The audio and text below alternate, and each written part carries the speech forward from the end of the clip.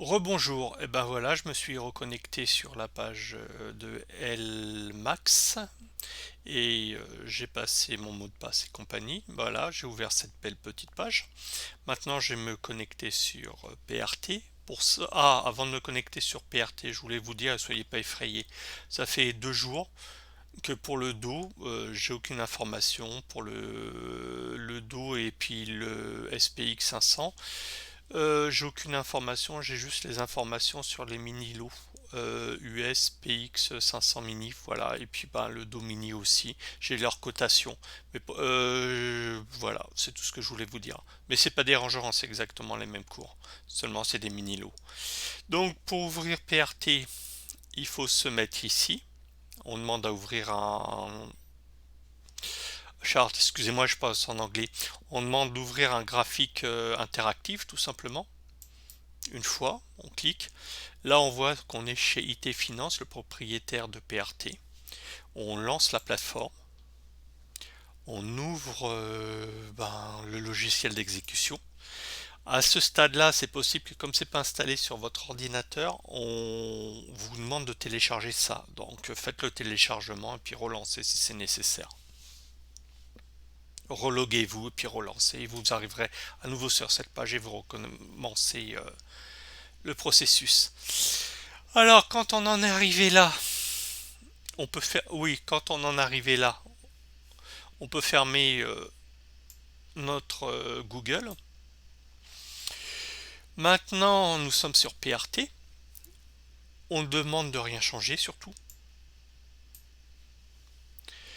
Ici, cette page, on n'en a pas besoin, on la ferme. Cette fenêtre également, on n'en a pas besoin, c'est des antiques, on la ferme. Cette fenêtre-là, on n'en a pas besoin également. Et puis on ouvre juste celle-là. Je vous ferai juste observer une petite chose, c'est que nous sommes sur l'euro USD.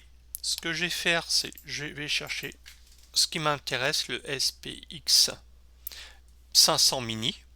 Je clique dessus. Je vais changer la période, tiens. Je vais me mettre en une minute, comme ça vous voyez comment faire.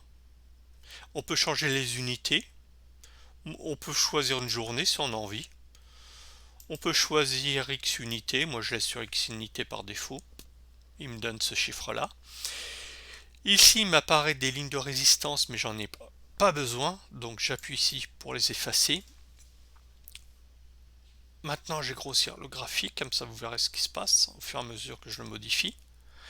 Ici, je vois que j'ai le RSI, je laisse, j'en ai avoir besoin. J'ai le MACD, j'en ai pas besoin, je clique. Maintenant, ce que je vais faire, je vais ajouter un indicateur. Je vais prendre une moyenne mobile 20. Donc, moyenne mobile ici. Je clique. Je tombe sur la 20, une simple. Je laisse. Ce que je vais faire, j'ai cliqué sur ce bouton-là. Voilà. Maintenant, ce que je peux faire, c'est que quand le cours augmente, j'ai ma ligne qui est verte. Donc, je vais mettre du vert. Non, je préfère celui-là. Voilà, je vais prendre celui-là, ce vert. Et quand ça descend, je vais mettre un beau rouge. Je vais prendre celui-là. Ok.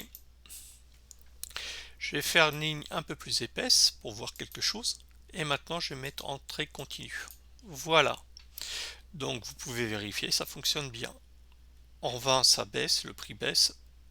Hop, ça va en baissant. Et si ça hésite, on le voit très bien. Ce que j'ai rajouté, je vais rajouter un autre indicateur qui est une moyenne mobile en 50. Donc voilà, je suis sur une moyenne mobile simple, je mets 50. Ici, je laisse lier les couleurs, que ça descende ou que ça baisse, je m'en fous. Je vais le mettre en noir. Je vais mettre un trait plus épais. Je vais mettre en ligne continue. Voilà, elle est là. On peut la voir ici. Moi maintenant, ce que j'apprécie et que j'ai vraiment besoin sur PRT, c'est qu'on peut additionner des couleurs, mettre des couleurs. Je me remets sur la moyenne mobile 20, je lui demande d'ajouter une couleur. Et là, on peut voir que lorsque le prix donc est au-dessus de la moyenne mobile 20, je suis en vert. et lorsque je suis en dessous de la moyenne mobile 20, je suis en rouge.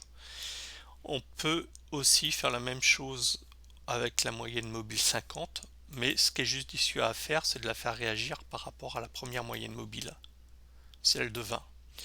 Donc voilà, ici j'ai moyenne mobile 1, la 20, et là j'ai moyenne mobile 2, la 50. Et on peut voir que quand la moyenne mobile, quand le prix, excusez-moi, on peut voir que quand le prix est au-dessus de la moyenne mobile 20, on est en vert, et au-dessus de la moyenne mobile 50, nous sommes en vert. Et l'inverse est vrai, je suis en dessous de la 50, je suis en dessous de la 20, je suis en rouge. Quand je suis sur des zones où ça va croiser comme ça, honnêtement, à la limite, ne tradez pas, il n'y a pas vraiment beaucoup de tendance. Faites ce que vous voulez, quoi. Voilà. Maintenant, ce qu'on va me faire aussi, c'est qu'ici j'ai le RSI. Ce que je vais faire sur le RSI, c'est appuyer sur la clé à molette et je vais rajouter une petite ligne. Voilà. Je me suis mis sur le 70, mais vous pouvez vous mettre sur le 30, ça n'a aucune importance. Et je vais copier cette ligne-là. Maintenant, ce que je vais faire, c'est que je vais mettre un petit trait à 50%. Et pour bien voir, je vais le mettre en noir.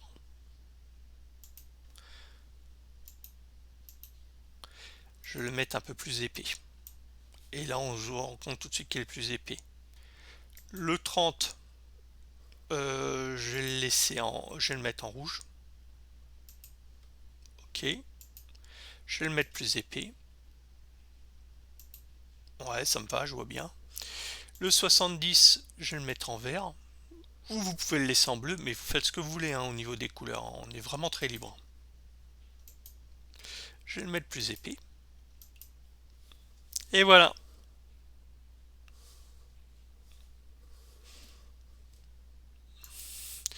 Ce qui nous manque maintenant, c'est le stochastique. Donc, je me remets ici.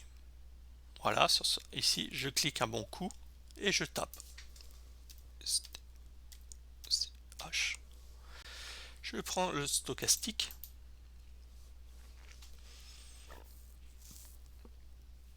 Ce que j'ai envie de faire avec le stochastique, c'est que lorsque je suis en dessous de 80%, j'ai envie de le mettre en vert et quand j'en suis faire une bande verte et quand je suis en dessous du 20, j'ai envie de mettre une bande rouge.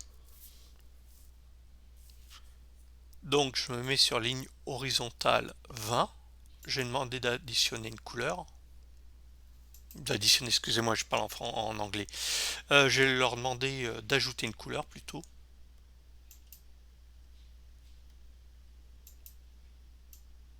Voilà.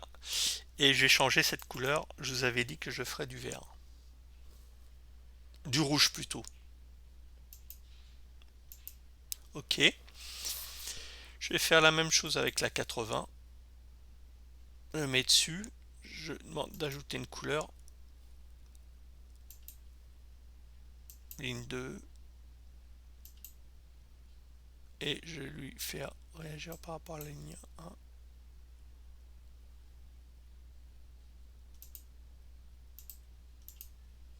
Ah, je me suis trompé. C'était par rapport à celle-là. Voilà, cette ligne-là. Voilà le paramètre. Ligne horizontale 2, above, below, line 1. Et voilà, 80, surtout cliquez ici. Et je vais le laisser en vert. Et je ferme. Donc maintenant j'ai un graphique qui est complet pour moi. Maintenant, il faut que je retrouve le même graphique sur différentes périodes. Moi, pour l'instant, je vous montre le scalping, comment j'ai configuré pour scalper, mais à vous de faire ce que vous voulez, hein. Donc, je vais laisser une minute. J'ai ajouté un autre graphique. Voilà, je demande de copier le graphique. Voilà, il est copié. Maintenant, je vais le mettre sur 5 minutes.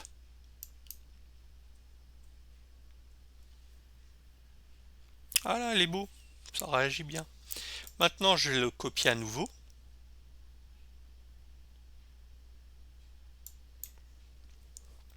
Je vais le mettre sur 15 minutes. Maintenant, je vais le copier à nouveau. Et maintenant, je vais mettre 1 heure.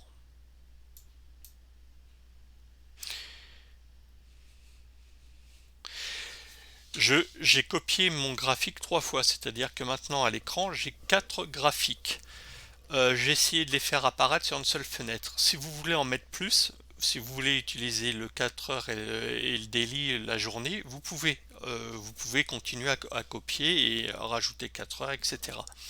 Maintenant, ce que je veux, comme je vous ai dit, c'est d'avoir tout ça, mes 4 graphiques sur une seule page. C'est possible.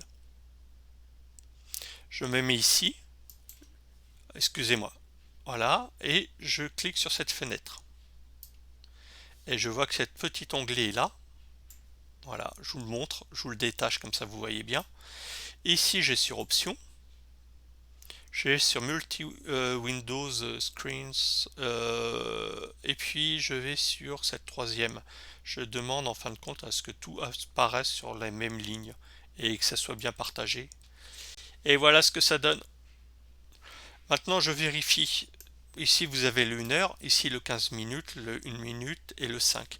Bah, vous pouvez tout bouger, il n'y a pas de souci. Ici ben, pour moi je vais me mettre en 1 minute.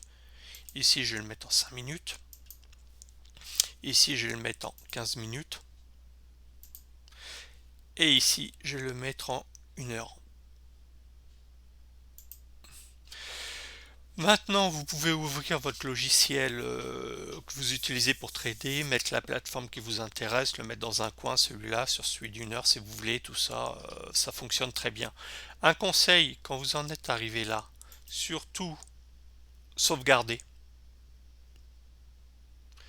Voilà, sauvegardez comme, et à vous de nommer comme vous voulez cette template. On va aller, moi je vais le nommer SPX 500. SPX 500 scalp.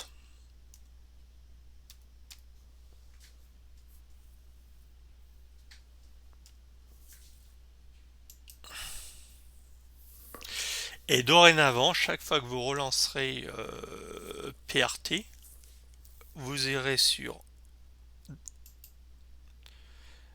Load et vous mettez, vous récupérez SPX 500 Scalp par exemple. Et voilà. Autrement, quand vous le lancez, il pourrait être très bien sur le truc par défaut ou autre chose. Et en fin de compte, il ouvre la dernière fenêtre normalement que vous avez quittée. Voilà, vous pouvez ouvrir tout ce que vous voulez. Voilà. Bah écoutez, j'ai essayé d'être le moins rapide possible, d'être le plus lent pour pouvoir vous montrer étape par étape comment faire les choses. J'espère que ça vous a pas barbé, m'écouter, et que bah, vous y arriverez. Et si vraiment il y a de grosses difficultés, contactez-moi. J'essaierai de répondre dans la journée parce que j'ai un peu de décalage horaire. Je vous souhaite une bonne journée et bon courage. Salut à tous et à toutes.